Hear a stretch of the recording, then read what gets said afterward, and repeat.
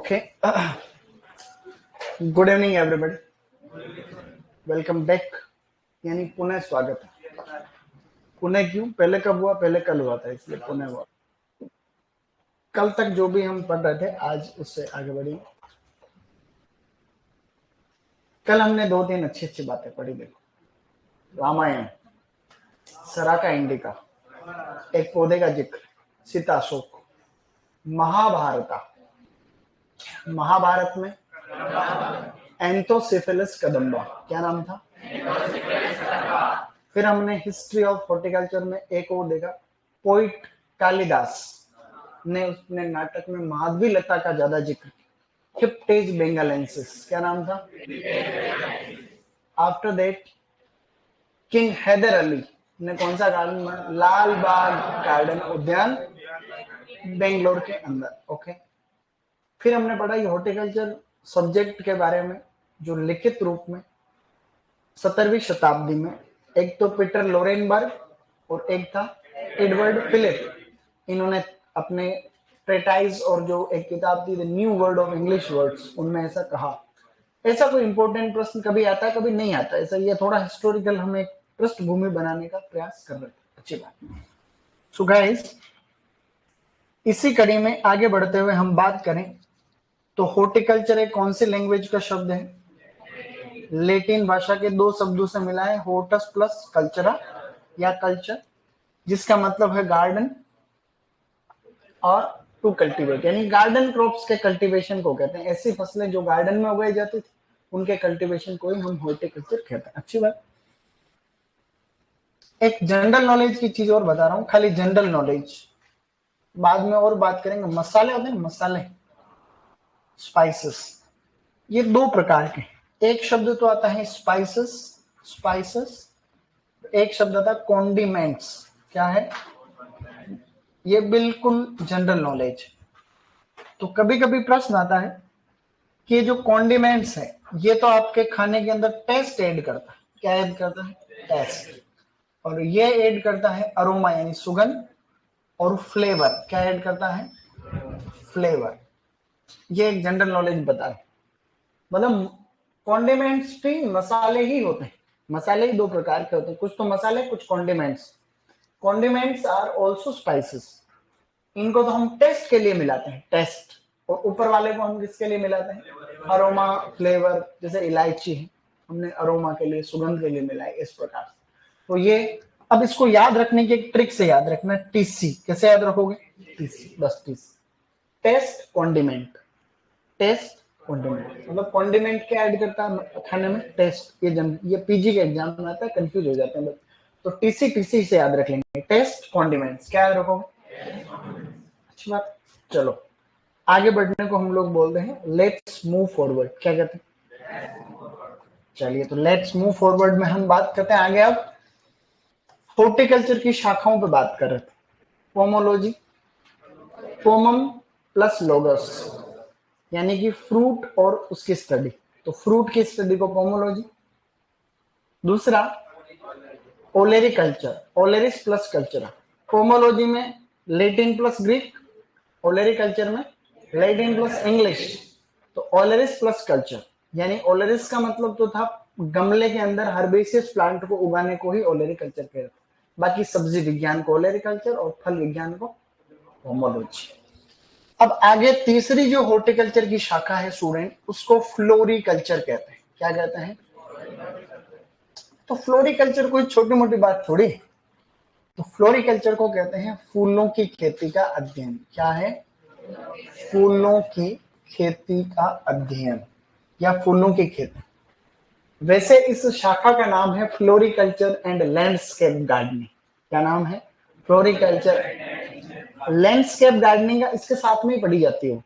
Landscape gardening का मतलब किसी भी एक भूमि के टुकड़े का सौंदर्यकरण करना, अच्छा अच्छा लॉन लगाना, फूल वाले पौधे लगाना, लताएं बेले लगाना। गार्डन नहीं होता ये, गार्डन तो वही एक तरीके से लैंडस्केप गार्डनिंग। ठीक है, अलंकृत बागवानी, ऑर्नामेंटल गार्डनिंग भी कहते हैं उसको, बाद में पढ़ेंगे फूलों के टाइम। अच्छी बात। अब हम बात करें आगे की, तो एक शाखा और है जिसे कहते हैं पोस्ट हार्वेस्ट मैनेजमेंट। क्या कहते हैं स्टूडेंट?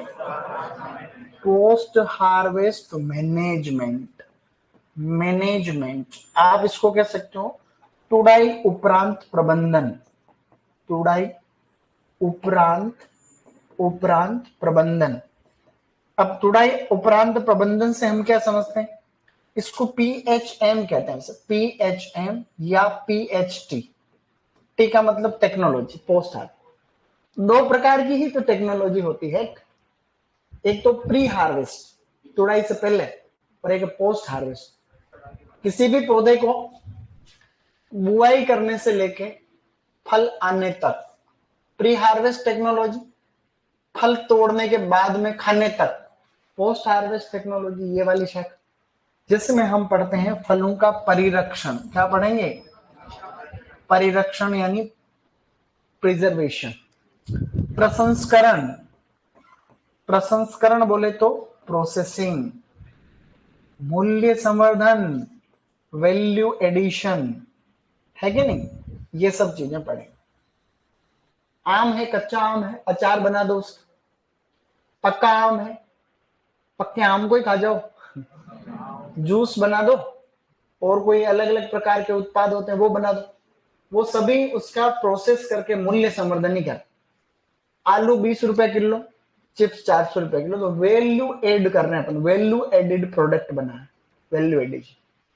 टमाटर से सॉस बना रहे, केचप बना रहे, प्योरी बना रहे, कोई भी आप उत्पाद बना रहे वो सभी इसके अंदर ही आता है। अच्छी बात। ये मेन शाखाओं की हमने बात की। तो हॉर्टिकल्चर की मुख्यतया कितनी शाखाएं, पोमोलॉजी, ओलेरिकल्चर, फ्लोरिकल्चर और पोस्ट हार्वेस्ट। इन चारों से एमएससी भी होती। इन चारों से क्या होता है, MSc fruit science, MSc vegetable science, MSc floriculture and landscape gardening, MSc post harvest management. समझ रहे हो, एमएससी पहले होती थी हॉर्टिकल्चर, कई यूनिवर्सिटी आज भी कराती है एमएससी हॉर्टिकल्चर, जिसमें हॉर्टिकल्चर के सभी सब्जेक्ट पढ़ाते।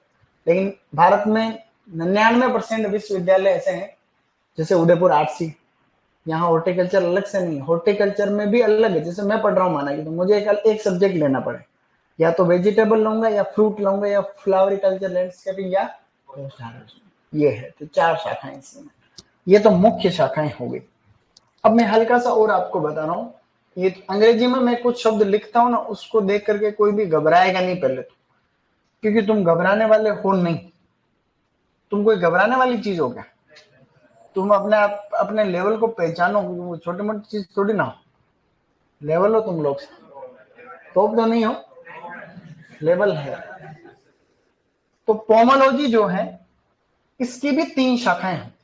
जैसे फंडामेंटल पोमोलॉजी, क्या है, फंडामेंटल पोमोलॉजी, एक पोमोलॉजी।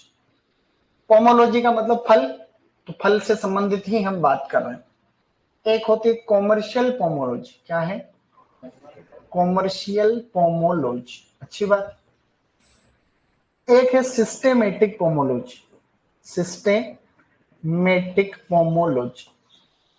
अब थोड़ा सा जो मैं बात बता रहा हूं उसको समझना, ज्यादा कुछ भी नहीं है।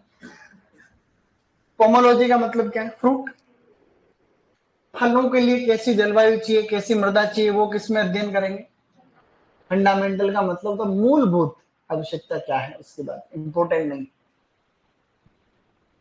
कॉमर्शियल सही लिखा गया, तो कॉमर्शियल का मतलब व्यवसायिक फल विज्ञान, व्यवसाय के दृष्टिकोण से कि मार्केटिंग कैसे करेंगे, पौधे कैसे तैयार करेंगे, ग्राफ्टिंग कैसे करेंगे, बडिंग कैसे करेंगे, नर्सरी कैसे बनाएंगे, वो सभी बातें कॉमर्शियल, इंपॉर्टेंट नहीं। सिस्टेमेटिक पोमोलॉजी तुम्हारे काम की चीज है। इसमें किसी भी नए फल का नामकरण करना हो, किसी भी फल को नया वर्गीकरण देना हो, वर्गीकरण, इन सब चीजों का अध्ययन हम इसमें करते हैं। इसके पिता कौन है, यह प्रश्न पूछा जाता है, वो है डी कैंडोल। क्या नाम है, डी कैंडोल।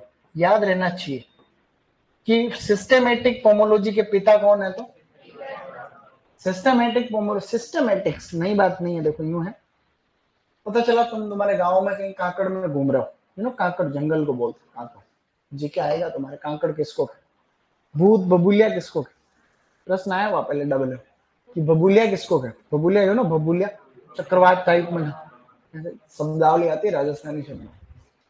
तो काकड़ के अंदर तुम कहीं घूम रहे हो, तुम्हारे गांव में घना जंगल, तो तुम उधर घूमते घूमते चले गए दोस्तों के साथ, तुमने कोई ऐसी नई चीज देखी, नया फल देखा जो पहले किसी ने नहीं देखा, तुमने पहली बार देखा, वैज्ञानिक बन गया। तो नई चीज है तो उसका नाम क्या होना चाहिए, क्या, वो सारे अध्ययन इसमें होते। जैसे अमेजन के जंगल, तुम समझते हो, अमेजन के फॉरेस्ट दक्षिण अमेरिका में, ब्राजील वगैरह जो देश है वहां पे, वहां अमेजन के दुनिया के सबसे बड़े फॉरेस्ट है। 20% ऑक्सीजन आती है पूरी धरती पे, जो भी ऑक्सीजन है उसका 20% अकेला कहां से, अमेजन के जंगलों से आता। प्रश्न आया आरएस में पिछले साल कि भाई अमेजन के जंगलों से पूरी दुनिया का कितने परसेंट ऑक्सीजन आता है, तो 20% ऑक्सीजन। तो वहां उस जंगल बड़ा घना है, वहां तो कोई गया ही नहीं। देखो उस जंगल के अंदर तो जाना अलाउ भी नहीं, वहां कई ऐसी जंगली प्रजातियां जानवरों की है, कोई थलचर उभयचर, मतलब ऐसे अलग अलग प्रकार के जानवर है, सांप भी ऐसे ऐसे पाए जाते हैं जो सुने ही नहीं दुनिया में। वहां कोई नई प्लांट की स्पीसीज आपने देखी अगर, तो उसका क्या नाम होगा क्या नहीं होगा, सारे अध्ययन किसमें होते हैं, सिस्टमैटिक। मतलब फ्रूट के अगर हैं वो, तो इसके पिता कौन है, डी कैंडोल। ये थोड़ी सी आपको ध्यान रखनी चाहिए। आगे बढ़ रहे हैं। आप लोगों ने स्वर्ण क्रांति का नाम भी सुना हुआ है, किससे संबंधित है? क्या स्वर्ण क्रांति को सुनहरी क्रांति भी कह सकते हैं? एक ही बात है ना। गोल्डन रिवोल्यूशन क्या है, गोल्डन रिवोल्यूशन की हम बात करें बच्चे लोग, ये फल उत्पादन से ही संबंधित, फल उत्पादन है कि नहीं? तो प्रश्न आ जाएगा कभी भी कि भाई गोल्डन रिवोल्यूशन किससे संबंधित है, तो फल उत्पादन। 2000 नहीं, 1993 से 2003 का समय, 10 साल का पीरियड, उस समय फलों का उत्पादन बहुत ही ड्रामेटिकली जबरदस्त तरीके से बढ़ा। तो तब क्रांति कब होती, क्रांति का मतलब कोई नई बात होती तो ही तो क्रांति होती है, ऐसे थोड़ी ना क्रांति। 1857 की क्रांति, 1857 की क्रांति ऐसी थोड़ी हुई, धूम मच गया माहौल, ऐसा हो गया अंग्रेजों को भागना पड़ेगा, तो ऐसा माहौल बन गया, तो क्रांति, हरित क्रांति। तो क्रांति को छोटे में, हरित क्रांति में इतना उत्पादन हुआ अनशन। अब एक चीज बताता हूँ, बात में बातें करने के लिए तो है, फिर अपने को बातें तो करनी है, पहले इसकी बात कर लेते हैं, फिर अपन हरित क्रांति पे 1 सेकंड के लिए बात करूं।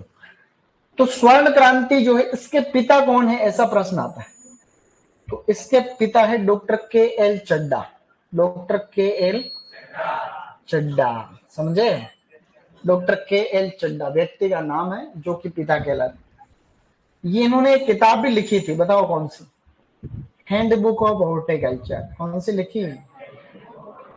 Handbook of horticulture, handbook of horticulture जो लिखी थी, वो लिखी थी डॉक्टर के एल चड्डा ने। डॉक्टर के एल चड्डा को कहते हैं फादर ऑफ गोल्डन रिवोल्यूशन, और उन्होंने किताब लिखी हैंडबुक ऑफ हॉर्टिकल्चर। 2 किताबें आती हैं बड़ी बड़ी, मेरे पास पढ़ी हुई अपनी कोचिंग में भी। स्वर्ण क्रांति, देखो देखो, वैज्ञानिक किसको कहते हैं, वैज्ञानिक किसको कहते हैं? तुम बताओ वैज्ञानिक किसको कहते हैं? वैज्ञानिक का मतलब कोई नया काम, वैज्ञानिक का मतलब जो नई रिसर्च करे, खोज करे, कोई ऐसी मानव हित का कोई काम करे जो पहले से हम नहीं जानते, जिससे काम आसान हो, वही तो वैज्ञानिक, काम आसान हो जाए। भाई क्रांति कैसे हुई कि गांव में सब बेल से पानी निकाल रहे थे, माने कि बेल से पानी निकालते थे, डीजल इंजन आ गया, डीजल पंप। तो डीजल पंप को हमारे गांव में, जैसे मेरे मामा जी नेता थे, मेरे मामा जी अभी है 97 ईयर ओल्ड, 97 साल, तो वो नेता थे, कांग्रेस के नेता थे, क्योंकि सरकार कांग्रेस ही थी उस समय, क्योंकि कांग्रेस नई पार्टियां तो बाद में बनी। तो उन्होंने, सरकार ने कहा यार किसानों में बड़ी दिक्कत है, तो डीजल पंप आ गया था मार्केट में, तो किसानों को मोटिवेट करो, अब तुम कृषि पर्यवेक्षक बन जाओगे, डबल बन जाओगे, तो तुम्हारा काम रहेगा कि किसानों को मोटिवेट करके उनको नई तकनीक दे, यही तो काम है सरकार, कोई नई योजना है या नई जानकारी दे कि भाई पुरानी चीजों को छोड़ो, नवाचार को आओ। तो ये काम आसान नहीं, किसानों को किसी भी काम के लिए मोटिवेट करना, जागरूक करना आसान काम नहीं। किसान 1000 साल से जो काम करता आ रहा है उसको छोड़ के तुम्हारी बात मानेगा, ये आसान नहीं। भाई आदत जो आ गई है उसको आप नहीं छोड़वा सकते। तो अब वो क्या कि जब आया डीजल इंजन, तो मामा जी ने हमारे गांव में, मेरे मामा जी मेरे गांव के नहीं, मामा जी गांव के जनरली नहीं होते, मेरे मामा जी के गांव के, तो हमारे गांव में आते रहते थे, तो हमारे गांव वाले मानते बहुत थे उनको। तो उन्होंने कहा कि डीजल इंजन एक किसान के खेत पे स्टेब्लिश कराया कि लगाओ लगाओ, तो किसी ने लगाया ही नहीं। अरे ये तो पता नहीं क्या चीज, लग जाए कर जाए, डीजल कहाँ से लाएंगे, नहीं ये टूट गया फूट गया कुएं में गिर गया तो कैसे, तो मतलब कई रिस्क थी, तो लोग मानते ही नहीं थे, कई दिन तक नहीं मान। फिर उन्होंने उनके जो हमारे एक फैमिली में और मिलने वाले उनके जो पूर्वज थे उनके खेत पे जबरदस्ती लगाया कि मेरी बात तो मान, लगा तो सही क्यों, बाद में होगा देखा जाएगा, तो नहीं मान क्या लगाया, तो फिर वो तो अपने आप पानी बाहर आ रहा है। अब लोग दर्शनीय स्थल के जैसे आके देखे, अरे तो तगड़ा काम होगा, हम तो बेल पे इतना मेहनत कर रहे नहीं, ये तो अपने आप पानी बाहर आ रहा है। उसी साल 29 लोगों ने और लगाया उसी गांव, समझे, क्रांति हुई नहीं। तो क्रांति का मतलब जो आपका काम है, अब हरित क्रांति हुई, उसमें देखो एक चीज बदलो, वैज्ञानिक सोच, तुम भी क्या याद करो। देखो ऐसा है, हम ग्रीन रिवोल्यूशन की बात कर रहे हैं, किसकी बात कर रहे हैं, क्योंकि नया सिलेबस है, थोड़ी रुचि पैदा नहीं हो तो कोई चीज याद होगी नहीं। हरित क्रांति को ग्रीन रिवोल्यूशन, हरित क्रांति। एक वैज्ञानिक है नॉर्मन ई बोरलॉग, अमेरिका के, यूएस के साइंटिस्ट है, उन्होंने किया गजब काम। वो काम मेंडल भी कर सकते थे, लेकिन उस समय तकनीक नहीं थी, जानते नहीं थे। कि मेंडल तो 1884 में शांत हो गए वापस, 1822 से 1884, और ये तो बाद की बात थी, नॉर्मल ई बोरलॉग। तो ऐसा एक हार्मोन है, उसको GA3 कहते हैं, जिब्रेलिक एसिड, क्या कहते हैं, इसका काम है प्लांट की ग्रोथ को बढ़ाना। क्या काम, अच्छी बात। अब मैं ऐसे ही कुछ चीजें लिख रहा हूँ, उस पर तुमको ज्यादा दिमाग नहीं लगाना, खाली बता रहा हूँ, एग्जाम तुम्हारे एग्जाम में वाली बात नहीं है, एक सुनना। जिब्रेलिक एसिड इस पौधे के अंदर बन रहा है, ठीक है, जिब्रेलिक एसिड इस पौधे में बन रहा है, इसलिए पौधा बहुत बड़ा हो रहा है।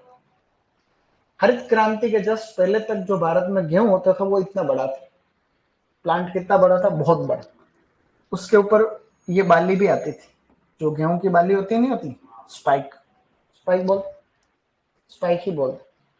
अब गेहूं की बाली है, लेकिन ये पौधा इतना बड़ा है, तो जैसे तुम पानी, मतलब जिब्रेलिक एसिड क्या करता है, तने को काफी कमजोर कर देता है, इसको इलोंगेट करता है, चौड़ा नहीं करता, तो इससे तना पतला रह जाता है, पौधा बहुत बड़ा हो जाता है। तो बड़ा पौधा होगा तो जैसे ही बाली आएगी, एक बार सिंचाई करोगे नीचे गिर जाता पूरा, तो गेहूं का ना तो उत्पादन होता था ज्यादा, नीचे गिर जाता था। ये समस्या थी, तुम्हारे दादाजी को पूछ लेना। अब अमेरिका वालों ने क्या किया, अब किसी पौधे में अगर जिब्रेलिक एसिड ज्यादा बनेगा तो पौधा ज्यादा बड़ा होगा, स्वाभाविक सी बात, तो इसका काम ही पौधे को बड़ा करना है। अब जिब्रेलिक एसिड की एक प्रक्रिया है पूरी, इसका बायोसिंथेसिस, ये पौधे में बनता है, उसकी एक बहुत कठिन और जटिल प्रक्रिया है। वैज्ञानिकों ने ऐसे जिब्रेलिक एसिड की खोज थोड़ी की, कई 100 साल लग गए, थोड़ा थोड़ा थोड़ा थोड़ा, सब दुनिया भर के अलग अलग लोग करते रहे, बाद में पढ़ेंगे अपने सिलेबस। तो ऐसा है कि एक चीज लिख रहा हूं यहाँ पे, जिब्रेलिक एसिड 12, जैसे GA3 बॉस, GA 130 है टोटल, एक मैंने GA 12 लिखा, और यहां पर फिर मैंने लिखा gibberellic acid, gibberellic acid 4, shortcut में समझा रहा हूं। ये पौधे में मेन काम की चीज है, मतलब पौधे में यहां से बनना चालू हो रहा है, ए से बना बी, बी से बना सी, सी से बना ये डी, डी को हम क्या बोल रहे हैं, GA12। ये पौधे में बन रहा है, जटिल प्रक्रिया के थ्रू बन रहा है। एक को दूसरे में चेंज करने का काम किसी न किसी एंजाइम का होता है, ये अलग अलग एंजाइम इनको बदल रहा है। यहां पर जो एंजाइम है, उस एंजाइम का नाम है जिब्रेलिक एसिड 20 ऑक्सीडेज। क्या है, ऑक्सीडेज। ये मैं खाली समझाने के लिए बता रहा हूं, आप टेंशन मत लेना। ऑक्सीडेज, GA20 ऑक्सीडेज एंजाइम का नाम। इस एंजाइम का काम है GA12 को किस में बदलना, जो कि वास्तव में एक्टिव फॉर्म है। क्या है, मतलब काम की चीज यही है, वास्तव में जिसको आप जिब्रेलिक एसिड कर रहे हो वो यही है, समझ रहे हैं अपन, ठीक है। यहां से ये बनाने का काम कौन कर रहा है, GA20 ऑक्सीडेज। पहले तो वैज्ञानिकों ने एंजाइम की खोज करना भी तो बड़ी बात है, सारे एंजाइम को पहचानेंगे तभी तो पता चलेगा काम क्या है। फिर टेक्नोलॉजी चाहिए कि हाँ ऐसा है। अब वैज्ञानिकों ने क्या किया, अमेरिका वालों ने, कि भाई जितना ज्यादा ये एंजाइम काम करेगा उतना ही ज्यादा जिब्रेलिक एसिड बनेगा, जिब्रेलिक एसिड जितना ज्यादा बनेगा उतना ही पौधा बड़ा।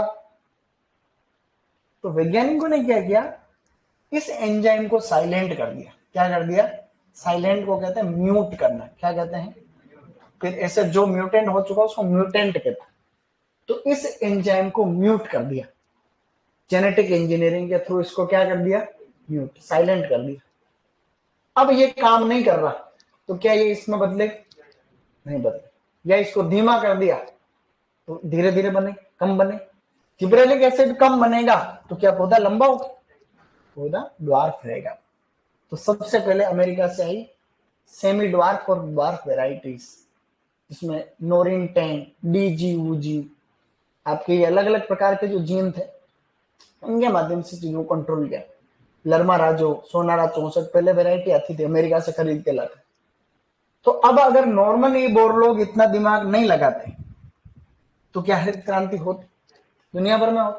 अब तुम एक चीज को देखना, गूगल पे तो क्या ही हो, मैं एक फोटो दिखाता हूँ। अरे प्रियंका मैम है कौन है भाई, अपने तो जानते नहीं किसी को, जरा क्या ही पढ़ रहे हो तुम।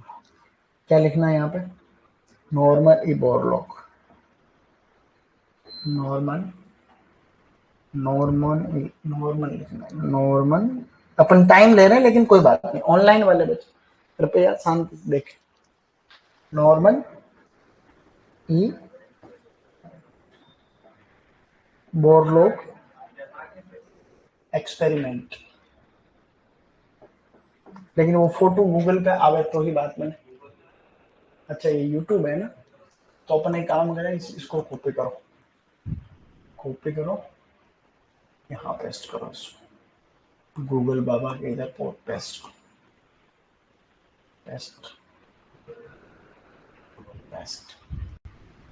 ये सर्च। अब इनका एक जो काम का फोटो अगर मिल जाए तब तो तुम्हें समझ में आए, मजा आ जाए, लेकिन वो फोटो मिलना इतना आसान नहीं। नॉर्मन ई बोरलॉग का एक फोटो है, खेत का ही फोटो है, उसमें तुम्हें अंतर दिखेगा कि वास्तव में मजा आ गया। लेकिन अब ऐसा हो तो ही कोशिश कर रहे हैं ताकि ये नॉर्मन ई बोरलॉग वो जो खड़े हैं भाई साहब। अब एक खेत में इन्होंने ये देख रहे हैं, एक साइड से एक ही खेत है, जैसे ये तुम दो बेच बैठे हो, तुम तो पुराना गेहूं, ये नए वाले। अब वो खुद देख रहे हैं सामने फर्क दिख रहा है, ये पौधे तो इतने बड़े, ठीक है, और ये वाला खेत ड्वार्फ वेराइटीज। अब ड्वार्फ वेराइटीज में जादू क्या हुआ, जादू ये हुआ कि ये जो जीन था ये उसके फूलों को प्रभावित नहीं कर रहा था। तो बाली तो पहले आ रही थी जो इसमें भी आएगी, लेकिन ये इतना लंबा था, ये लंबा नहीं, ये छोटा है। तो अब ये पौधा अड्डा है, नीचे नहीं गिरेगा, तो अब कोई समस्या नहीं। तो ऐसे करके हमने उत्पादन आंशिक तरीके से बढ़ाया। तो छोटी बात, इसको कहते हैं क्रांति। उत्पादन इतना हुआ कि गेहूं की झोलियां भर के ले जाओ, पहले होते नहीं, 1 क्विंटल 2 क्विंटल 3 क्विंटल होता था। मेरे दादाजी से पूछता हूँ मैं तो बताते हैं, मेरे मामा जी सब चीजें बताते हैं, तुम्हारे पूर्वजों से पूछना। भारत तो भीख मांगता था इनके आगे, अमेरिका से बेइज्जती होती थी हर बार अपने यहाँ से जाते थे मांग के लाते थे क्योंकि हालत खराब।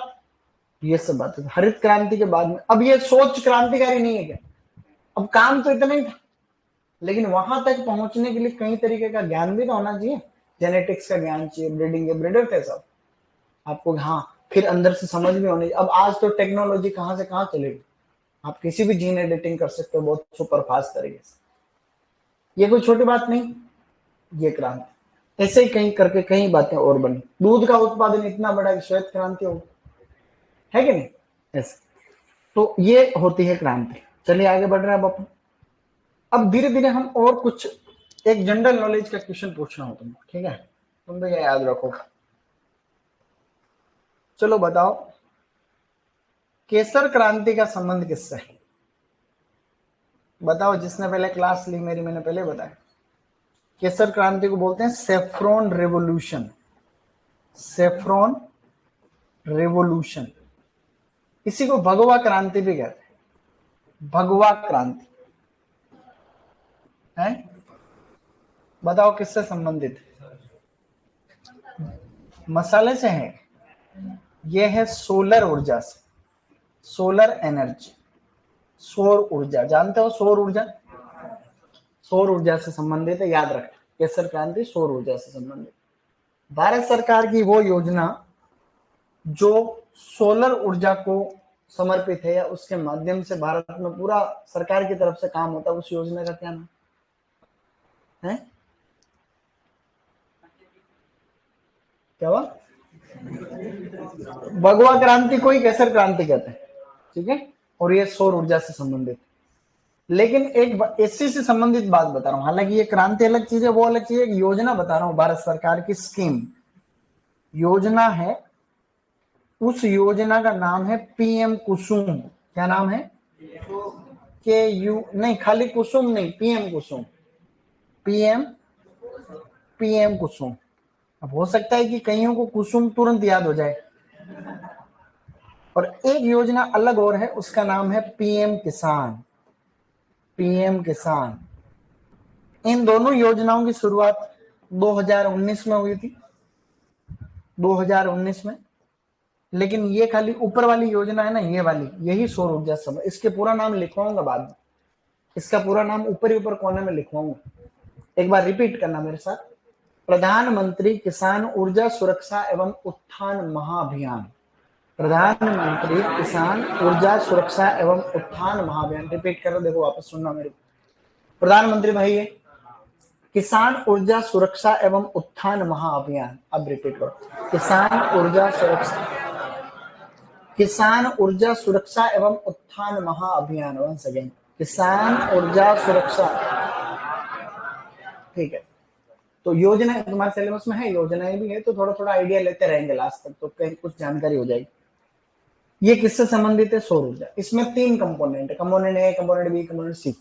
बी वाला है वो हॉर्टिकल्चर के अंदर, नोडल एजेंसी उसकी कंपोनेंट बी की हॉर्टिकल्चर है, जिसके थ्रू किसानों के खेत में सौर ऊर्जा लगती है। किसानों के खेतों में नहीं लगते सोलर पैनल, वो इस योजना के थ्रू ही लगते हैं। चाहे 3 HP का हो, चाहे 5 का हो, 7.5 का हो, 10 HP का हो, वो इस योजना। पीएम किसान का नाम है किसान सम्मान निधि। क्या नाम है इसका? किसान सम्मान निधि। प्रधानमंत्री किसान सम्मान निधि।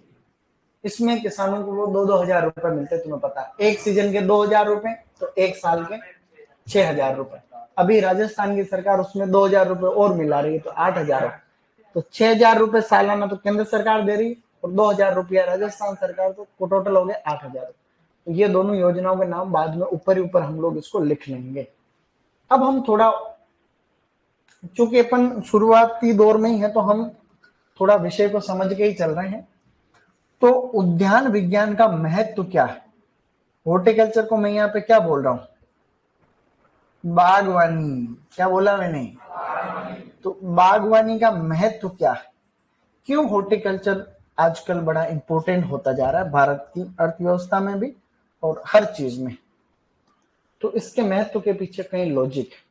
देखिए, मैं आपको समझाने की कोशिश कर रहा हूँ शॉर्टकट में, आप समझे, खाली ज्यादा लोड लेने की आवश्यकता नहीं। टोटल भारत में नेट कल्टीवेटेड एरिया लगभग 145 मिलियन हेक्टर है। कितना है पूरे भारत में? लगभग बता रहा हूँ, 145, समझने के लिए खाली। इसमें से हॉर्टिकल्चर के अंदर में खाली 28 मिलियन हेक्टर। कितना है? हॉर्टिकल्चर खाली 28 मिलियन हेक्टर में ही एरिया, चाहे फल सब्जियां सब ले लो। बचा हुआ 100 से भी ज्यादा जो मिलियन हेक्टर का एरिया है, वो एग्रोनॉमिक या सीरियल क्रॉप्स के अंदर में, खाद्यान्न फसलें हैं, दलहनी तिलहनी, उनके अंदर में। भारत में टोटल हॉर्टिकल्चर का उत्पादन है 350 मिलियन टन। कितना है? कल हम बात करेंगे। टोटल एग्रोनॉमिक प्रोडक्शन है लगभग 325 मिलियन टन। लगभग कितना है? 325। अब आप इस बात को समझे थोड़ा थोड़ा सा, तो आपको पता चल जाएगा कि 100+ मिलियन हेक्टर में से उत्पादन कितना, और 28 में से कितना है। तो हॉर्टिकल्चर का लेवल तो है कि नहीं? तो तुम तो छोटे मोटे सब्जेक्ट थोड़े पढ़ रहे हो। और क्या भाई, इतने से एरिया में इतना प्रोडक्शन, और इतने एरिया में इतना प्रोडक्शन, तो किसानों को हॉर्टिकल्चर की तरफ आना तो चाहिए। देखिए क्यों आना चाहिए, मैं आपको थोड़ा थोड़ा अब इसका महत्व तो शॉर्टकट में समझाने की कोशिश कर। सबसे पहले है इनकम जनरेशन। क्या है? Income generation. जनरेशन का मतलब होता है सृजन करना, है कि नहीं? कि भाई आय का सृजन करना। कि भाई हॉर्टिकल्चर ऐसी फसल है जो पैसे का ही काम है इसमें, सीधा पैसा। एग्जाम्पल, हम लोग खुद फूलों की खेती करते हैं, मेरा परिवार फूलों की खेती करता है, हमारे गांव में खूब फूल होते हैं। एक एग्जाम्पल के तौर पर बात कर रहा हूं, हमने अभी 1.5 बीघा के खेत में से 15 लाख रुपए की गुलदाउदी के फूल बेच दी, खाली उदयपुर के बाजार में बेचे हमने। भिलवाड़ा रहता हूं मैं, उदयपुर के बाजार। 1.5 बीघा में क्या 15 लाख के गेहूं, मक्का, ज्वार, बाजरा हो सकता? 1-1.5 बीघा 15, 20, 25, 30 हजार का हो सकता है। 1.5 बीघा में से 35 हजार का हो सकता है, 2-5 हजार ऊपर नीचे हो सकता है। तो इनकम जनरेट करने का तरीका नहीं है क्या? है। स्ट्रॉबेरी की खेती हमारे चित्तौड़ में खूब किसान कर रहे थे, हमने करवाई खुद। तो 1-1 बीघा में से 10-10, 7-7 लाख की स्ट्रॉबेरी बेची। तो क्या 1 बीघा में खाद्यान्न फसलों का इतना सोच भी नहीं सकते। आंवले है, सैकड़ों हेक्टेयर में आंवले हैं, किसी के पास 2 बीघा, किसी के पास 10 बीघा, अलग अलग प्रकार के किसान हैं। तो आंवले के खेत में अगर अच्छा आपके बड़ा बगीचा है, अच्छा भाव मिलेगा, तो लाख रुपए बीघा के हिसाब से आंवले का आउटचार्ट बिक जाता कई बार। तो क्या दूसरी फसलें इतना दे सकती है प्रॉफिट? नहीं दे सकती। तो कहने का मतलब ये बात यहाँ पे सिद्ध हो रही है कि हॉर्टिकल्चर वास्तव में एक आय को स्रोत है और आय को सृजन करने का अच्छा तरीका है। अब इन उदाहरण से ये मत सोचना कि सर हम क्यों पढ़ाई कर रहे थे, खेती करेंगे हम। तो अगर इतना पैसा है तो खेती करेंगे, कर सकते। मेरे भाई साहब खुद हॉर्टिकल्चर सुपरवाइजर यहीं पढ़ते थे, रॉयल में लग गए, हम साथ में लगे थे। तो कहने का मतलब यह है कि भी वास्तव में काम की चीज है, शॉर्टकट में बता रहा हूं। दूसरा, एम्प्लॉयमेंट जनरेशन क्या है? हाँ, किसको कहते हैं एम्प्लॉयमेंट? रोजगार को कहते हैं। किसको कहते हैं? रोजगार सृजन। इसको आप क्या बोल सकते हो? रोजगार सृजन। मतलब रोजगार भी देगा भाई। जब इतने पैसों का एक्सचेंज होगा तो लोगों को काम तो मिलेगा ही मिलेगा। फूलों को तोड़ने वाला भी तो चाहिए। टमाटर के खेत में, पूरे खेत में टमाटर लग रहे हैं, तो बार बार तोड़ने पड़ेंगे, तो मजदूर तो चाहिए ही चाहिए, तो कहीं ना कहीं काम मिलेगा लोग। आगे देखो, इसी से जुड़ी हुई बात कर रहे हैं, बहुत ही संक्षिप्त में ही चल रहे हैं अपन शॉर्टकट में। इंडस्ट्रियल इंपोर्टेंस क्या है? Industrial importance. Students, industrial importance से आप क्या समझते हो? मतलब औद्योगिक महत्व। क्या है? हाँ, औद्योगिक महत्व। अब औद्योगिक महत्व का मतलब है उद्योग धंधे स्थापित होते हैं हॉर्टिकल्चर के माध्यम से। आपने टमाटर का खेत है, टमाटर में मजदूर तो लगेंगे लगेंगे, तोड़ेंगे तो टमाटर से चीजें बनाएंगे, सॉस बनाएंगे, कुछ और बनाएंगे, तो इंडस्ट्री स्थापित होगी नहीं होगी? इतना आंवले को तोड़ के किधर ले जा रहे हैं? आंवले को ले जा रहे हैं तो कैंडी बनेगी, आंवले से मुरब्बा बनेगा, कोई जूस बनेगा, कोई च्यवनप्राश बनेगा, कोई आंवले से तेल भी निकलता है। आंवले के तो ये लड़कियों के बाल ऐसे थोड़ी कर, आंवले के तेल भी तो आते हैं, तेल वो बड़े बड़े हीरोइन उसका ऐड कर, तो आंवले से तेल भी निकलता है। तो इन सब के उद्योग धंधे, कल कारखाने भी तो स्थापित होंगे भाई, तो है काम की चीज। नेक्स्ट, धार्मिक महत्व, religious importance. Religious importance, importance, धार्मिक महत्व। भाई बताओ कि धार्मिक महत्व तुमको सीधा दिखाई देता नहीं देता? फल फूल सब, देवताओं को खुश करना तो फूल चाहिए, फल चाहिए, अलग अलग प्रकार के। आदमी जन्म से लेकर के मृत्यु तक फूल से जुड़ा हुआ ही रहता। जन्मोत्सव है, और कोई कार्यक्रम है, शादी, मंडप मंडप वगैरह सजा रहे हैं, शादी के बाद में कहीं घटनाक्रम में फूल चाहिए भाई, चाहिए नहीं चाहिए? मरता है तो भी राम नाम सत्य है, तो फूल ही फूल। हॉर्टिकल्चर हमारी पूरी जर्नी में, जीवन के पूरे जर्नी के अंदर ये काम। भगवान की बात करो आप, नारियल, सभी देवता नारियल चढ़ते हैं, तो कोई माला है, तो कोई कई चीज। कहने का निष्कर्ष ये है, सारांश, कि भाई के धार्मिक महत्व तो बहुत है। चंदन, चंदन, चंदन भी अपने हॉर्टिकल्चर में आता है, सैंडलवुड। और कोई भी पौधे की बात करो, केले की पत्ते से भगवान के कोई, कभी कोई प्रोग्राम होता है, कोई त्योहार है, तो भगवान के वहां भी केले के पत्ते काम आते नहीं। कोई आम के पत्ते भी आते हैं, हवन हवन कुंड में कोई पत्ते काम आ रहे, कोई और लकड़ी काम आ रही, कोई। तो हॉर्टिकल्चर का एक लंबा चौड़ा एक फील्ड है। From birth to death. Next to it, जिसके बारे में हम और आगे भी बात करेंगे, पोषण में महत्व, पोषण, न्यूट्रिशनल इंपोर्टेंस, पोषण में महत्व अर्थात न्यूट्रिशनल इंपोर्टेंस, न्यूट्रिशनल इंपोर्टेंस है कि नहीं? सबसे इंपोर्टेंट ये भाई, पोषक तत्व होते हैं हॉर्टिकल्चर की फसलों में खूब सारे होते हैं, वही पढ़ेंगे हम इसके बाद। तो हमने एक इसके माध्यम से समझा खाली कि एक हॉर्टिकल्चर वास्तव में काम की चीज तो है ही। पैसा, इनकम, पैसा मिल ही रहा था, रोजगार मिल रहा लोगों को, अच्छी बात, उद्योग कल कारखाने स्थापित हो ही रहे हैं। तो एक अर्थव्यवस्था का महत्वपूर्ण सेक्टर है इंडस्ट्रियल सेक्टर। अर्थव्यवस्था के 3 सेक्टर, प्राथमिक, द्वितीयक और तृतीयक, प्राइमरी, सेकेंडरी और टर्सरी, जिनको क्रमशः कहते हैं कृषि क्षेत्र, उद्योग क्षेत्र, सेवा क्षेत्र।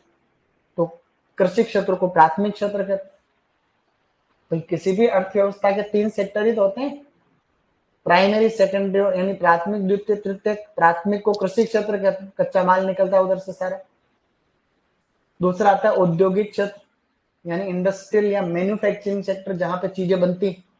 और फिर आता तीसरा सर्विस सेक्टर, सेवाएं, शिक्षा एक सेवा, शिक्षा एक सेवा, medical service, banking service, insurance service, ये सभी सेवा क्षेत्र। ज्यादातर विकसित देशों में सेवा क्षेत्र का सबसे ज्यादा योगदान है। भारत की अर्थव्यवस्था में कृषि क्षेत्र का योगदान लगभग 17-18%, 17-18% कृषि क्षेत्र का, प्राथमिक क्षेत्र का योगदान। अमेरिका के अंदर 2%, अमेरिका के अंदर। लेकिन भारत विकासशील देशों में दिक्कत यह है कि समझने के लिए जो लिखाना होगा मैं अपने आप लिखाऊंगा, इसलिए आप टेंशन नहीं ले। बातें तो सर 100 कर रहे, लिखा 2 ही रहे। जो लिखा नहीं वो मुझे पता है, ठीक है ना? तो मैं लिखाऊंगा, लेकिन जरूरी देखो। अब GDP, GDP gross domestic product, सकल घरेलू उत्पाद, इसके 3 सेक्टर हैं, प्राइमरी, सेकेंडरी, टर्सरी। इसको कहते हैं एग्रीकल्चर सेक्टर, इसको कहते हैं मैन्युफैक्चरिंग या इंडस्ट्रियल सेक्टर, इसको कहते हैं सेवा या सर्विस सेक्टर, ठीक है? प्राथमिक, द्वितीयक, तृतीयक। भारत की समझने के लिए बात कर रहे हैं मोटी मोटी। एग्रीकल्चर सेक्टर का योगदान मान लो 18%, इसका लगभग मान लो 32%, इसका लगभग मान लो 50%। समझने के लिए बात कर रहे हैं विकसित। अब यहाँ ये भारत की बात, अब अमेरिका लो। अमेरिका में कृषि क्षेत्र का योगदान कितना है? 2%। परंतु भारत में दिक्कत ये कि 18% योगदान है, लेकिन 50% जनता उधर ही काम कर रही। भारत की दिक्कत क्या है? भारत में प्रत्यक्ष और अप्रत्यक्ष रूप से आधी जनसंख्या कृषि पे आधारित है। 50% पॉपुलेशन, मेरी बात को समझना, अर्थव्यवस्था में जो लोग लगे हुए, इस जीडीपी को जनरेट करने के लिए 50% जनता लगी हुई। अमेरिका में 2% योगदान, 2% जनता है बस। अमेरिका के अंदर 2% जनता ही है, उधर लोग काम करने वाले कितने टका है? 2%। और योगदान भी कितना है? 2%। तो वो विकसित। अब हमारे पास में विकसित होने के 2 ऑप्शन, या तो इस जनसंख्या को हटाओ, कम करो, कृषि क्षेत्र से हटाओ, कम करो, और या जो आप इसको भी बढ़ा के इसके बराबर करो, करना पड़ेगा ना। ये इसके पीछे कारण कोई एक होता तो मैं बता देता। भारत में सबसे मुख्य कारण है जोत के आकार का छोटा होना, जो कि जनसंख्या के कारण। जनसंख्या ज्यादा है, एक बाप 9 बेटे, 1/9, एक बाप 2 बेटे, 1/2, एक बाप के एक ही बेटा तो 1/1। गांव में है कि नहीं? तो अब आजाद हुआ देश, उस समय हालांकि जो गड़बड़े रही उनकी हम बात, गड़बड़े तो 100% रही। उसी का नतीजा है कि गांव में एक के पास 200 बीघा, एक के पास 2 बीघा। ये ठीक बात नहीं। सबसे निंदनीय बात यही रही भारत की आजादी के टाइम पे, जो भूमि सुधार कानून बने 1951 या उसके बाद, तो लैंड रिफॉर्म हुए थे। उसमें यह होना था कि भाई लैंड का रीअलोकेशन होना था, वापस पुनः आवंटन होना था सिस्टम से। लेकिन उस समय चुनौतियां भी रही होगी, पैसा भी नहीं था सरकार के पास, और सरकार इतनी प्रभावी तरीके से काम भी नहीं कर पाई होगी। नहीं तो आज ये होना था कि कम से कम इतना अंतर नहीं होगा, एक के पास 200, एक के पास 2। ये तो ठीक बात नहीं। भैया कोई गरीब आदमी है, उसके पास 1 बीघा जमीन, उसके पड़ोसी के पास 200 बीघा जमीन है, ऐसा है ना? गांव में है ये। तो ये तो ठीक नहीं, किसी ने खरीदी है वो एक अलग मैटर है, परंतु अगर ये आनुवंशिक रूप से ऐसा हुआ है तो ठीक नहीं है। गलत कह रहा हूँ सही कह रहा हूँ भैया? ये बहुत काम की चीज है। लेकिन तो अब जोत के आकार से कितना फर्क पड़ता है देखना। अब एक है यूनाइटेड स्टेट्स ऑफ अमेरिका है, इजराइल है, विकसित देश, वहां पे जो खेत है वो खेत ऐसे है, 2-2 4-4 किलोमीटर बड़े खेत, और उनका आकार भी ऐसा है। भारत है, भारत में भी खेत है, ये खेत है कोई भी है। अब इस खेत के अंदर 10 जने, वो 10 भी लड़ते रहते हैं, इसलिए वो ऐसे नहीं हो पाता विभाजन, ऐसे होता था, तुम्हें पता ही है गांव में होता नहीं होता। अगर ऐसे हो जाए तो फिर भी बात बन जाए, ताकि कोई ट्रैक्टर आ जाए, मानना मशीनीकरण कहते हैं, मशीनीकरण मैकेनाइजेशन से ही तो काम बनेगा। अभी देखना, अब कोई ट्रैक्टर वाला है, अब वो ट्रैक्टर वाला सोच रहा है यार कि इस खेत में मैं घुसूंगा तो और सो रहा है, थोड़ा इसके बाढ़ इधर उधर हो गया तो मेरे को कूटेगा पड़ा। अब यहाँ कोई ट्रैक्टर वाला है तो उसकी संभावना भी कम है, बड़े बड़े खेत है तो एक अच्छी बड़ी मशीन काम कर रही है, लोग कम काम कर रहे हैं, सिस्टम से चल रहा है सब। कोई बगीचा लगा हुआ है तो व्यवस्थित लगा हुआ, समान मशीनीकरण हो सकता है। 100 बातों की एक बात है कि खेत को जोतने के लिए मशीन आ सकती है, खेत में बुआई करने की मशीन आ सकती है, मल्चिंग की मशीन आ सकती है, तुड़ाई करने की, सिंचाई, सब कुछ सिस्टम से हो सकता है। अपने यहाँ अब खेत में मशीनें नहीं आ सकती, बड़ी वाली मशीन कैसे काम करेगी? नहीं कर सकती। एक के करेगी तो वो पड़ोसी कहेगा नहीं मैं तो मेरे दूसरे से कराऊं, तो अब वो एक मशीन वाला यहाँ तक आएगा तो खर्चे ही पोसाएगा। तो ये बहुत बड़ी एक एक सेटबैक है, बड़ी समस्या है भारत के अंदर, मशीनीकरण नहीं हो पाना, जिसकी वजह से हम अलग अलग प्रकार की समस्याओं से जूझ रहे हैं। गलत कह रहा हूं सही कह रहा हूं? तो एक बार हम इसको मैटर को जो भी था छोटा मोटा इसको लिखेंगे, फिर और आगे बढ़ेंगे। इसको आप कोने में लिखोगे spices and condiments, TC, condiment taste, ये एक्स्ट्रा है। हमारे तो आधे किसानों के पास खेत में जाने का रास्ता भी नहीं छोड़ते पड़ोस। हाँ, कौन सा? हाँ ठीक है, इसको कहीं कोने में लिखना था, जो भी कोई एक्स्ट्रा बात बताओ ना उसको ऊपर कहीं कोने में गोलमाल करके वहां लिख दो, ताकि एक्स्ट्रा चीजें तो हमेशा लिखाऊंगा ही मैं।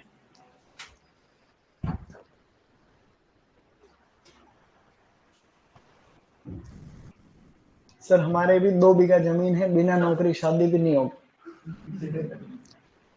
अरे तो शादी करना कोई जरूरी थोड़ी ना, भाई शादी करेंगे कोई जरूरी, जो शादी के बाद काम हो तो बिना शादी को।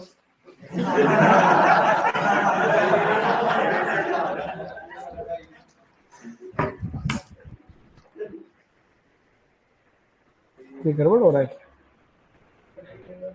खराब हो रहा है भाई। शादी तो एक भारतीय परंपरा है, कई विदेशों में शादियां नहीं, 4-4 5-5 10-10 शादियां कर लेते हैं। डोनाल्ड ट्रंप अमेरिका के राष्ट्रपति को एक शादी नहीं, राष्ट्रपति जब ये हालत है तो तुम काय को घबरा रहे?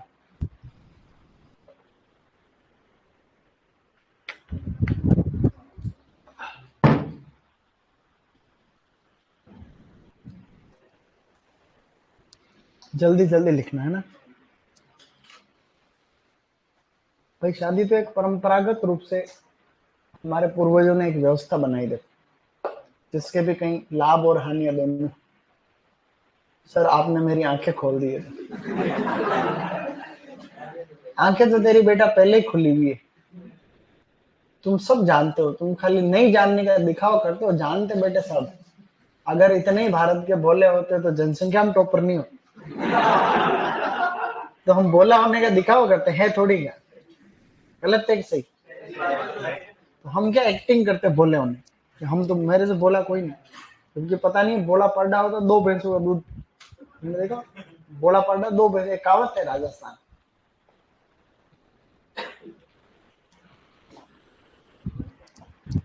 फटाफट आगे बढ़ो, बस स्लाइड को ऊपर कोने में ले देना बाद में। ये पीछे वालों को दिख तो रहा है ना, तुरंत तुरंत लिख, नहीं वो बाद में लिख लेना, ये लास्ट में ऊपर ही ऊपर कोने में लिख लेना, ये तो जनरल नॉलेज।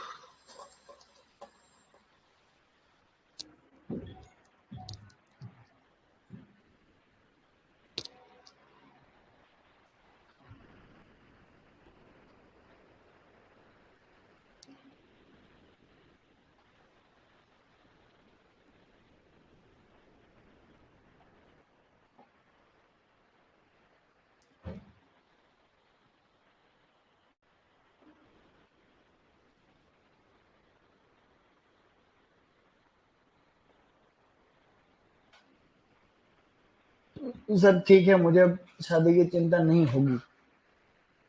भाई शादी की चिंता क्यों करते हो? आज दिन तक कोई कुंवारा रहा क्या? तो फिर हैं, सबके करेंगे भगवान व्यवस्था। भाई ये तो कोई कुंवारा थोड़ी रहता है, जनरली गांव में नाक के बराबर ऐसा केस होता है कोई कुंवारा रह जाए, वो तो रेयर केस। बाकी नहीं रहोगे कुंवारा, टेंशन मत लो तुम, ठीक है।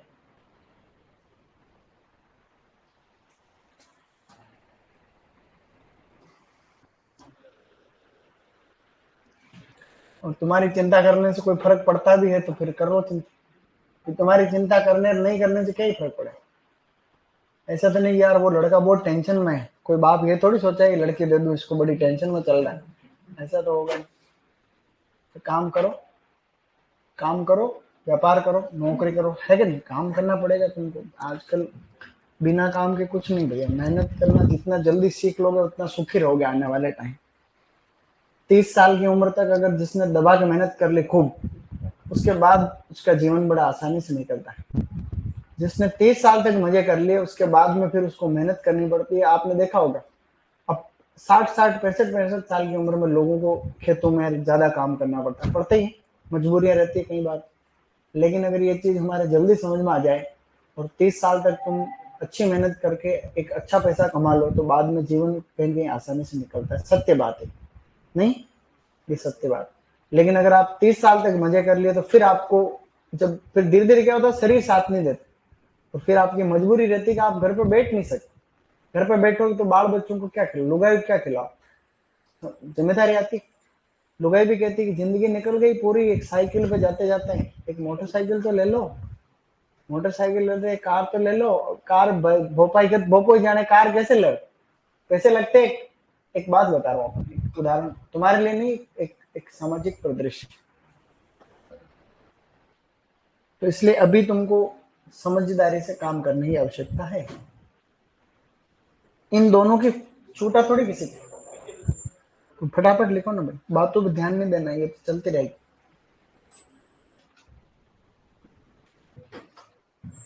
तो अच्छा पढ़ो, साफ सुथरा पढ़ाई करो, अभी जो लक्ष्य सामने है उसके ऊपर काम करो। सिलेक्शन होना नहीं होना भगवान की बात, भगवान के हाथ की बात। हम प्रयत्न करें, ये अपने हाथ की बात। ये दोनों योजनाएं आप ऊपर ही ऊपर लिखना, इनके फुल फॉर्म लिखाऊंगा मैं।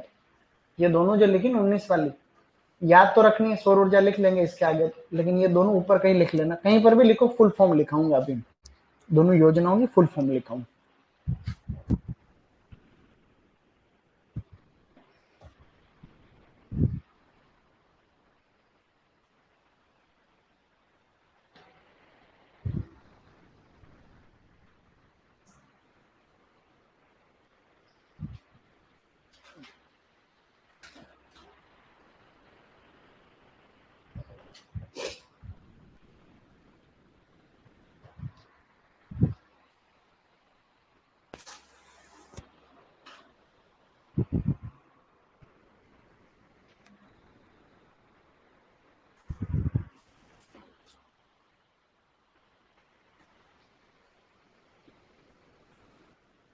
योजना पूरा नाम बोलो इनका, इसका पूरा नाम बोलो, लिखो। प्रधानमंत्री, कुसुम का पूरा नाम बोल रहा हूँ, प्रधानमंत्री किसान ऊर्जा सुरक्षा एवं उत्थान महाअभियान। महाअभियान, प्रधानमंत्री किसान ऊर्जा सुरक्षा एवं उत्थान महाअभियान। प्रधानमंत्री किसान ऊर्जा सुरक्षा एवं उत्थान महाअभियान। प्रधानमंत्री किसान ऊर्जा सुरक्षा एवं उत्थान महाअभियान। ये सौर ऊर्जा से संबंधित है स्कीम, ठीक है। फिर नीचे लिखो पीएम किसान, किसान ऊर्जा सुरक्षा एवं उत्थान महाअभियान। प्रधानमंत्री किसान ऊर्जा सुरक्षा एवं उत्थान महाअभियान हो गया। अब लिखो प्रधानमंत्री किसान सम्मान निधि, प्रधानमंत्री किसान सम्मान निधि, प्रधानमंत्री किसान सम्मान निधि। ओके, प्रधानमंत्री किसान सम्मान निधि। ये दोनों ही 2019 में, लेकिन सौर ऊर्जा से संबंधित खाली कौन सी है? पीएम कुसुम। ओके, समझ गए? आ सकता है ना। हॉर्टिकल्चर डिपार्टमेंट के पास में 3 योजनाएं, मैं बताऊंगा कभी। उद्यान विभाग राजस्थान के पास में 3 योजनाएं, पीएम कुसुम, PMKSY, एक वहां जगह बची है, जगह बची है तो एक और योजना का नाम लिख लो खाली, PMKSY, ये भी हॉर्टिकल्चर का ही काम। प्रधानमंत्री कृषि सिंचाई योजना, जिसमें ड्रिप स्प्रिंकलर विधियां लगती, पाइपलाइन जो भी आता सब कुछ। प्रधानमंत्री कृषि सिंचाई योजना, प्रधानमंत्री कृषि सिंचाई योजना। ये तो थी प्रधानमंत्री किसान सम्मान निधि, और ये है प्रधानमंत्री कृषि सिंचाई योजना। ड्रिप, हमारा जो भी फार्म पॉन्ड, जो भी सिंचाई से संबंधित चीजें होती है सब इसमें। योजनाएं तो और भी, एक दिन योजनाओं के बारे में बात अंशन। लेकिन उद्यान विभाग के पास में 3 है, PM Kusum, PMKSY and national horticulture mission, वो बाद में बात करें, ठीक है। अब बीच में लिखो ऐसे, और इन ये खाली ये तो लिखना नहीं, ये कुछ ही नहीं लिखना, ये लिखना बस, 5 पॉइंट लिखना है आपको महत्व में। और हम अगली क्लास में ये पोषण का महत्व जो सबसे इंपॉर्टेंट है उसके बारे में डिस्कस करेंगे, ये वाला, ये अपने सबसे काम की चीज। अभी हम एक बार हमारा हमारा जो ज्ञान है वो सब्जेक्ट की तरफ हम आकर्षित करने की कोशिश कर रहे हैं, हम समझने की कोशिश कर रहे हैं कि वास्तव में अपने विषय का इतना महत्व है क्या।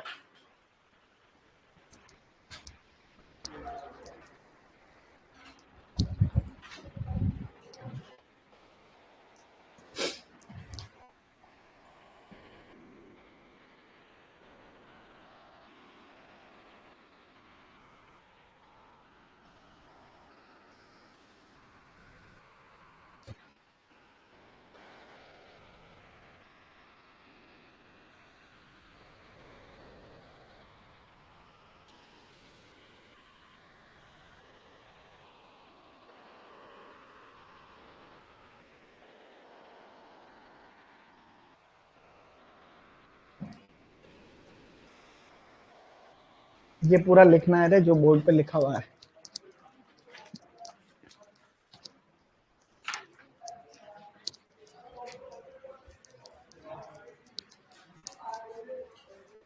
एम्प्लॉयमेंट जनरेशन, जनरेशन का मतलब था सृजन करना, जैसे आय का सृजन करना, रोजगार का सृजन करना, है कि नहीं। जैसे जनरेट करना यानी सृजन करना, जनरेट। जनरेशन का मतलब वो भी होता है वंश क्रम, है कि नहीं, जनरेशन टू जनरेशन, वंश क्रम। लेकिन जनरेशन का मतलब जनरेट करना, जनरेट करना यानी सृजित करना, जनरेट। थोड़ी बहुत अंग्रेजी भी सीख जाओगे तुम, टेंशन मत लो, ठीक है। रुचि रखो, इसमें भी रुचि रखेंगे तो बात बनेगी।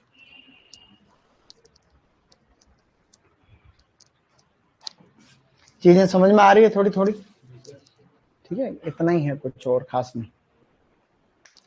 हॉर्टिकल्चर के प्रश्न सही हो जाएंगे अपने, जितने भी आएंगे 20 आएंगे, 20 के 20 ही सही करना है कि नहीं। एक आधा एक्स्ट्रा और ही सही हो जाए तो क्या दिक्कत, वो भी हम करने की कोशिश करेंगे।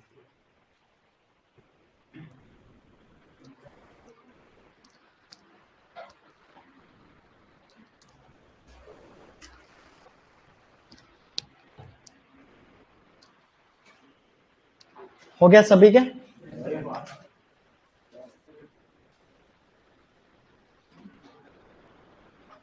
सर पीएम कुसुम में क्या होता है, तो इतनी देर से क्या कर रहे हैं, पीएम कुसुम में तो बता रहा था रपाया, सौर ऊर्जा लगती है, बस इतना याद रखो। सौर ऊर्जा से संबंधित स्कीम है भारत में, गवर्नमेंट सेक्टर में बात हो रही है ना। इसमें कई चीजें हैं, देखो मैं अभी तुम्हें इस योजना के अंदर में बात नहीं कर रही। इसमें कंपोनेंट ए है, कंपोनेंट बी है, कंपोनेंट सी है। कंपोनेंट बी में हॉर्टिकल्चर डिपार्टमेंट, कंपोनेंट ए के अंदर एक ये स्कीम है कि जो ऊर्जा विभाग नहीं है, ऊर्जा बिजली विभाग, उस बिजली, जैसे मैं ऊर्जा पैदा कर रहा हूं, मेरे घर पे या खेत पे सौर ऊर्जा लगाई, मैं उसको बिजली विभाग को बेच भी सकता हूं। एक तो ये स्कीम कंपोनेंट ए और सी में ये है। एक कंपोनेंट में आपके खेत में आप 1-2 बीघा में सौर ऊर्जा लगा सकते हो, पूरा सोलर पैनल से ढक सकते, उसको सरकार खरीदेगी। 1 करोड़ का खर्चा आ रहा है तो लगभग आधे पैसे सरकार देगी, आधे आपको देने, या 40% आपको देने, 60% सरकार देगी, और उस बिजली को सरकार खरीदेगी टोटल। तो सब्सिडी भी है, कमाई भी, तो ये अलग अलग कंपोनेंट है। लेकिन कंपोनेंट बी में क्या है, सब्सिडी तो 60% उसमें भी है, सब्सिडी है 60% तो इसमें भी है बी में। जैसे कि 100 रुपया खर्चा आ रहा है सौर ऊर्जा लगाने, तो किसान को 40 देना, 60 गवर्नमेंट देगी। किसको देगी? कंपनी को देगी, जो कंपनी आपके खेत में लगाई, है क्या नहीं? अभी चल रही, हमने खूब लगाई, मैंने मेरे हाथ से मैंने कम से कम 1000 से ज्यादा सौर ऊर्जा पैनल का भौतिक सत्यापन किया है। भाई छूट देने का काम सरकार का मतलब डिपार्टमेंट का है, तो हमें 3 कर्मचारियों की कमिटी रहती है, एडी रहता है, डबल रहता है, ओ रहता है। ये तीनों जाते हैं खेत पे, उसको देखते हैं, फोटो खींचते हैं, सब सही लगा हुआ है, तब जाके वो जो सब्सिडी होती है, तो हम 40 रुपया तो लेते हैं किसान से। किसान को कभी भी ध्यान रखना, आपके घर पे भी ये धोखा हो सकता कि किसान को कभी भी जो पैसा है वो किसी को देना नहीं कैश में। आपके गांव में हर कोई आएगा, मैं सौर ऊर्जा लगा दूं, किसान ने उसको लाख रुपए दे दिया, पता चला वो आदमी गायब। यही तो धोखा हो रहा है सबसे ज्यादा। कैश में किसी को रुपया नहीं देना। आप जो पैसा दोगे 40%, वो उद्यान विभाग के नाम पे डीडी बनती, वो डीडी जमा हो, समझ गए? डीडी जमा हो। और तो 40 रुपए मैंने लिया किसान से, मैं 60 रुपया देगी सरकार, और हम 100 रुपए मिला के देंगे कंपनी वाले, ये नियम। ये 60% सब्सिडी पीएम कुसुम।